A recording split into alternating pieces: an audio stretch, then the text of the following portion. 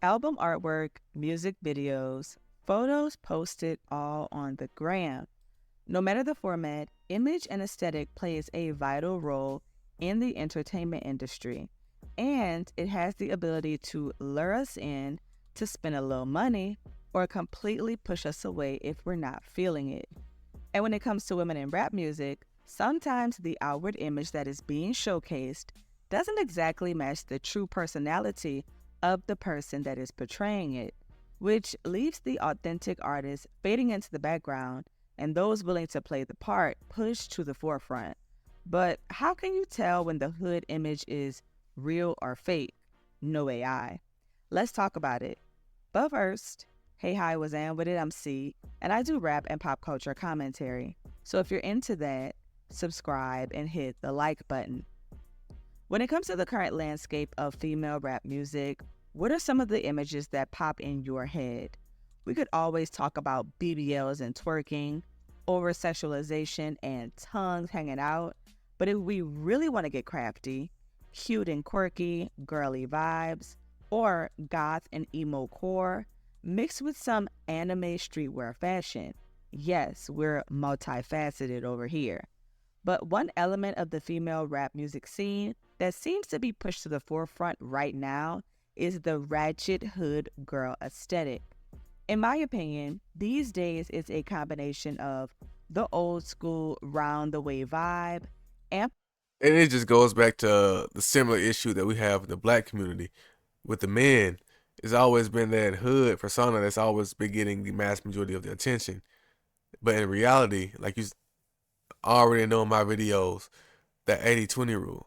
When Funny Willis first arrested Young Thug, she said in that press conference that 20% of the population was committing 80% of the crimes. So we have a small percentage of the population that's constantly being put at the forefront and being labeled as black culture or the black community. And it's not even the mass majority. It's not even half. Not even half of the population. But because they make the most noise, they get the most amount of attention, right? It's almost like the kids in the back of the class that are being the most disruptive while everyone else was silent. If everyone else is quiet and you have two people in the back of the classroom still speaking, of course they're going to sound extremely loud. They're going to sound loud as hell, just in comparison. So this is just one of the issues that we're dealing with right now. amplified to the highest power with way more baby mama drama, raunchy rap lyrics, and in the words of Glorilla, ratchet tendencies. Personally, I miss the era of female rap music where the hood girl vibe felt way more authentic. Let's take it back for a minute. I'm talking about Foxy Brown and Lil Kim realness, back when it didn't feel forced and it flowed so naturally. Crush on You and Get You Home vibes.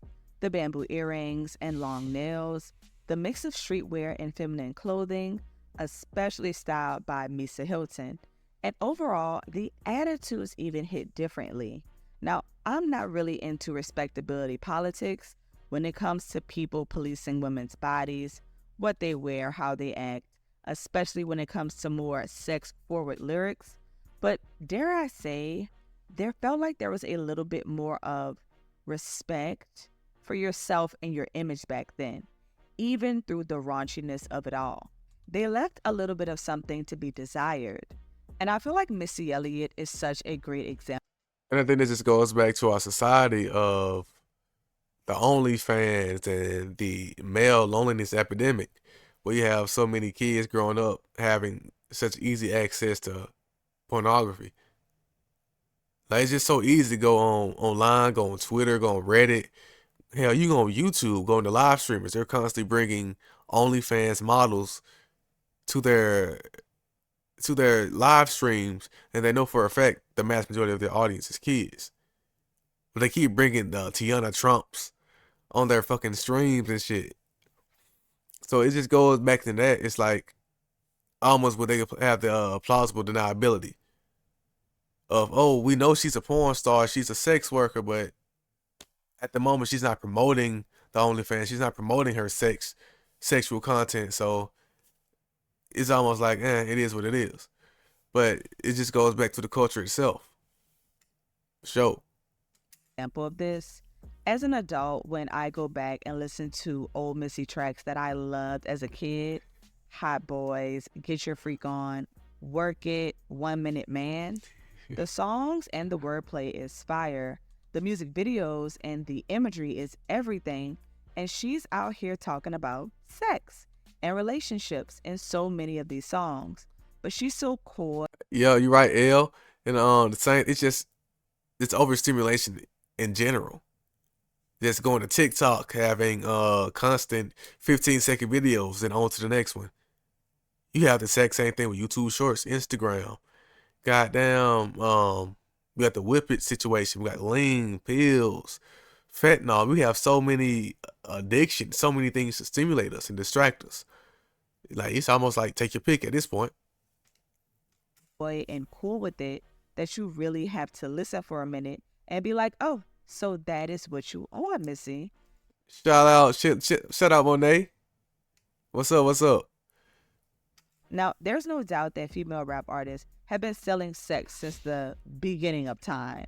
Well, kinda. But it was simply sold in different ways.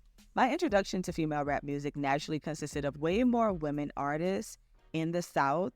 So you know how that goes, right? But immediately after I got into the Kayas and Trinas, maybe a little Gangsta Boo, I immediately dove into Kim and Foxy Brown. For some reason, it always felt like Southern women artists played more on the fun, ratchet aspect of the hood girl aesthetic, but up north, those women had the perfect balance of feminine lyrics, but a more rugged, masculine style and cadence. They're kissing, but they're not telling a lot. You feel me? A vibe that I wish was passed down to some of the new age hood girlies, but it's probably these damn labels. But what I do enjoy is that over the past couple of years, we've been mixing the hood girl aesthetic with a little something else. It reminds me of that one quote that Dame Dash said about Emil. She's ghetto, but she has a runway quality about her. The city girls were all about being hood chicks that might tap in with ramen noodles and hot pickles and flaming hot.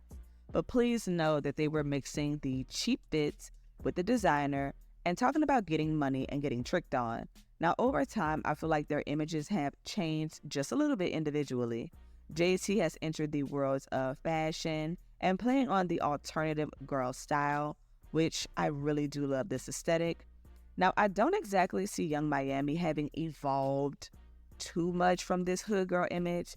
If anything, she was becoming more rich girl, billionaire adjacent from Carisha Please to Diddy. But if anything, I would enjoy seeing her tap into just something new. Cardi B played on the hood girl turned Cinderella rags to riches trope, from the stripper pole to reality television, and blowing up in the rap game with Bodak Yellow. I think that her authentic nature is I said that a lot of these women just need to be influencers in general. Just be live streamers, be content creators, start podcasts. Because in reality, it's not even necessarily that they need to be making music.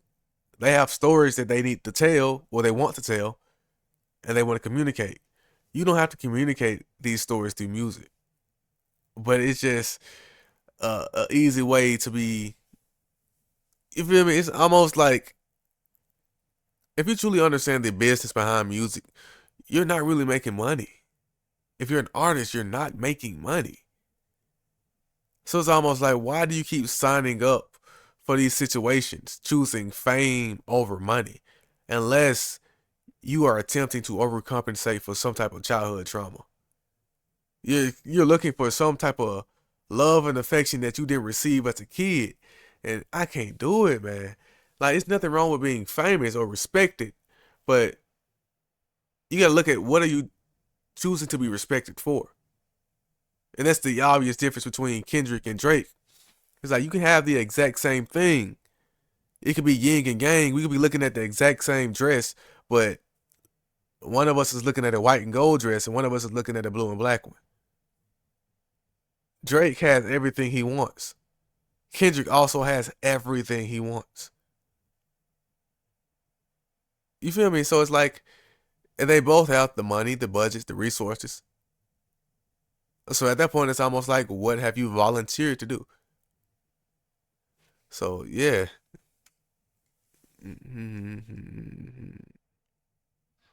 I think Sweetie, yeah, I think it's almost the same thing kind of with Cardi B. It's almost probably just nervousness, man. Nervousness. Scared. Scared. Especially when in a lot of their situations they blew up too fast. They didn't have any real artist development. So they didn't have any try to no type of actual singing lessons, no dance classes for real, no type of actual rigorous like actual strict schedules. Like there's no discipline within them. It's too easy. It's way too easy, and at these positions you have to volunteer for that. It's almost like with the top artists, you like when you get to a Beyonce level, a Michael Jackson level, at that point you're just competing against yourself. You're competing against Ghost. And a lot of these artists have never truly been in a position of power. This is truly their first time ever having someone actually depend on them. So, and it's even worse because now you have a million people watching you. You feel me? I had people when I was in my personal experience, I failed back in being a captain of my sports team or being just being in elected official positions back in school. So I can go on YouTube and I have these experiences to learn from. They were just chosen. They were chosen by higher ups. Yeah, that's crazy, man.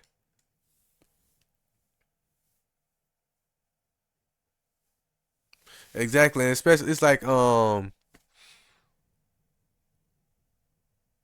was just looking at I think that's one of the things that I think probably Lauren Hill also dealt with. Like that album is so amazing coming out. It's like, man, you don't gotta make shit else. You ain't gotta make nothing else. It's almost like it would almost take the legacy of the discography. Because Invasion of Privacy it was so good though. And you feel me, like to come out creating your first album to not only have Bodak Yellow, then have the entire album go crazy. Then to like of course win the rap album for that. Yeah. Yeah, it's gonna be hard to try to redo that. Is one of the reasons why she has such a solid fan base because over time she's bounced around from Let's get real. Your butt's not perfect, but at Orgame, we love them all. We high fashion and classier spaces, but she still manages to keep it hood. And now that I think about it, a lot of her early music and vibe really reminds me of Remy Ma's Come Up. And in case you were wondering, the current ringleader of the hood girl aesthetic is most definitely Sexy Red. Now, I have a complicated relationship with Sexy, her music, and her image.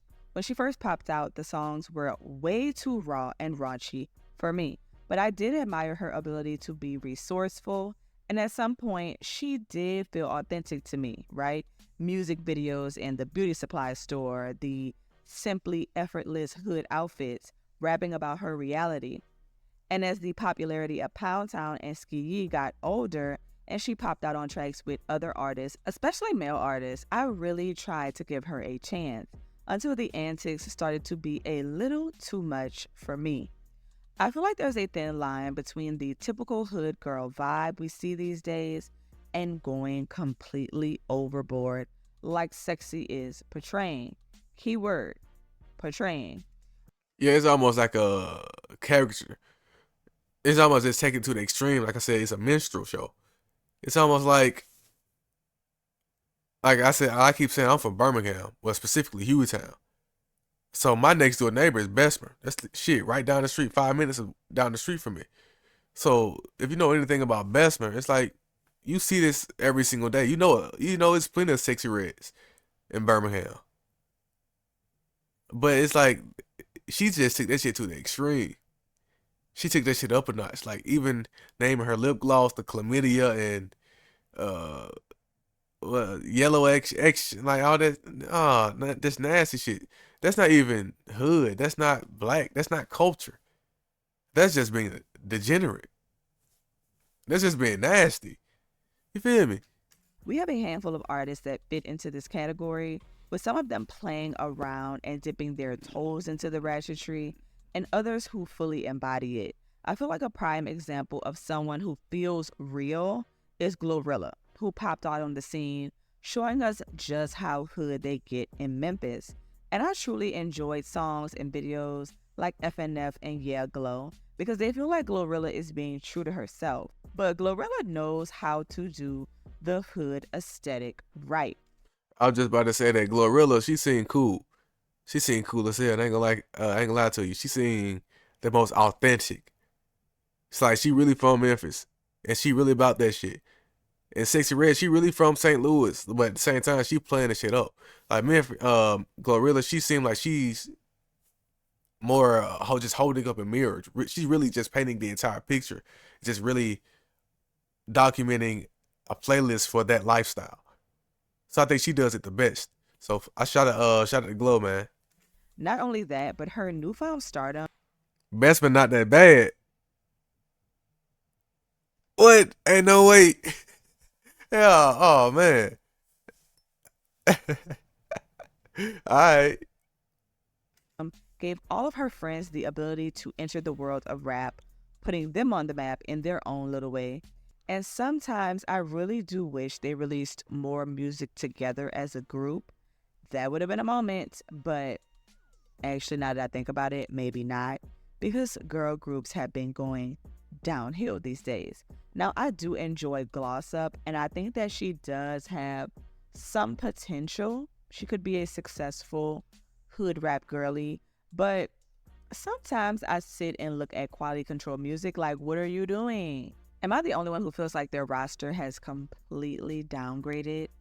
But anyway, someone who feels like they are playing on the hood girl aesthetic a little too much is Latto. Now, two things can be true at once. I enjoyed Sugar Honey Iced Tea, but I do see what people mean by saying that the album feels like she is putting on this hood vibe for social media and for the project. From the songs talking about G-Lock toting and spinning on the ops, to her making it a habit to rap that she is in the hood still. But this isn't exactly something that I feel like she popped out with, out of nowhere. Even her early music showcases this vibe. It just feels amplified at this point. But we could say that dating a gangster will do that to you. But that's a whole nother video though. But when you look at someone like Latto side by side with Sexy, who is out here popping out with these Yeah, you could tell Lotto, she probably just visit the hood every once in a while. She just come to the hood for some chicken wings, then dip out. Yeah, you feel me? She probably came to the hood for work or some shit. She probably had church, probably had family members, but she ain't. Nah, come on now. outrageously inappropriate lip glosses, which is so funny that people in her hometown are saying she's been trying to sell these. Sure, parts of Sexy's personality are tied into her music and image, but there's a large chunk that consists of her overplaying a part. The hood love triangles, baby daddy drama, leaking her own sex tape on accident. It truly goes from one antic to another, and eventually you begin to realize that MF is not real. Like, Sexy knows exactly what to say or do to get a check, and not to get all conspiracy, but there is likely a much larger machine behind her pushing this image. I've been feeling that way for the past year after the fun, ratchet vibe of her music just wore off for me. And the same with Sukiana. I mean, I don't really like Sukiana's music, but her Yeah, especially if you just understand anything just about psychology, and just negative emotions are just much stronger than positive emotions. So it's a lot easier. It's a lot easier to put out the easy low vibration. So when it comes to just physical attraction, like the drugs, the sex, the killing, all that shit, it's just so simple. and you can make it extremely easy, and you can easily put a price tag on it and sell it, and then copy paste. And each and every single generation, you can sign an artist to one of these deals, blow them up, make a bunch of money off of them, put them in debt, then move on to the next one. It's rinse and repeat. And man, yeah, mentally ill. I think so for real. Like, and I'm glad we have these conversations about mental illness. Well, I truly believe that a lot of them have been in. Like, I know a lot of them have already said they were already in special education classes. But if you understand anything just about special education in general, if you are like me, I was in a gifted program. That's also considered special education. Because if you are at the high end of the spectrum or the lower end of the spectrum, it's still on the spectrum. So a lot of these kids, when they are at the lower end of the spectrum, they still have the exact same issues. It's just they don't understand the social cues. That's a sign of being on the spectrum. And either way, just being high functioning or low functioning, just being socially awkward, not understanding human connect, like just connections in general. So you can easily take advantage of this type of mind, easy. So it's like, especially when you look at like the Kanyes and a lot of these artists disguise their mental illnesses as alter egos. You start to notice that. Like, look at the Tina Snow, the um Sasha Fierce. Goddamn, like if you're an athlete, like you grew up, you had to have this mindset before games, but you got to hype yourself up and you call yourself certain things. Like that's where Starsky come from. Starsky is like star sky. It's like the perfect combination of everything. Instead of being red or blue, like I can, if Deshaun wasn't good enough, then Starsky could do it. You feel me? So it gives you this extra oomph behind yourself. But it's like once you start to, like I said, we have these conversations nowadays a lot more openly, just discussing mental illness in general. It's a lot more obvious. So I'm glad we're having these conversations. So man, And sexy go hand in hand. And we already know they've joked and hinted about selling their souls. But anyway, I ain't trying to get too spooky. It is not October yet. I could go down a rabbit. yeah, I've been thinking about that for a minute, just going down, just just yeah, we got to talk about that for sure. On the verge of being dropped, her label didn't want her doing that Drake feature. Having him help her with album. Yeah, it's like dang, and it's crazy because they get so much attention and they have so much influence, and they're still not making money. They still can't actually have sales in real life. Like it can't actually transfer because like the difficult thing about social media, and it's not even just about music. It's just about being an entrepreneur in general. Not only do you have to do the offline work where you have to set up the distribution and the shipping, the handling, and doing the face-to-face meetings and all these type of things, you still have to do the online social media, everything that you had to do beforehand. Now, and even you have to do both sides of the spectrum nowadays in 2024. So entrepreneurship is extremely hard. So that just goes back to music and sales and selling physical copies. And now you have to create not only this character online, you have to create a character in real life, all to hide from who we actually are. So they have to create 2, 3 characters to hide away from their actual shadow. And it ends up making them have to numb themselves through pain, through like pills, drugs, sex, all types of shit. So, and they end up projecting that energy onto the rest of society. And a lot of people don't understand what mindfulness is. They don't do the meditation or shadow work to understand what it actually is. to see it and move on accordingly. A lot of us, hell, even me included, even like before 2020, the entire pandemic, I was still attaching on to everybody else's energy like it was mine. And like low key, that's one of the reasons why I started this channel. It's just to have these conversations.